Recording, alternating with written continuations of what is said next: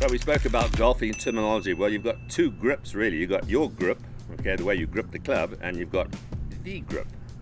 And the grip, being associated with Golf Pride for many a year, the biggest single grip company in the world, who virtually all the tour players, they use these grips for the most part. And I know how important actual sizing of the grip is, because you can actually go to your club fitter and actually have these grips made bigger, smaller, and they do come in bigger and smaller sizes as well. So that's really important, because one of the reasons why people do grip the club incorrectly is because either it's the grip itself is too thick or too thin.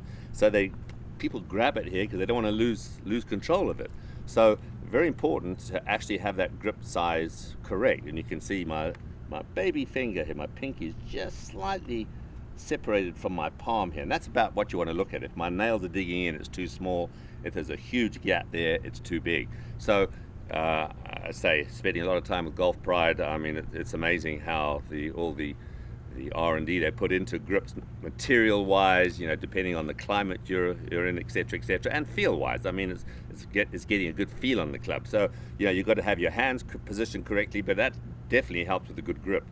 And it doesn't really matter if you're a beginner or a tour player. I mean, for beginners, as I say, we certainly, to start with, we might not even get them to either interlock or overlap, just to put one hand beneath the other. As long as they're working together and the club's pretty much in the fingers, okay, that's really what we're looking for.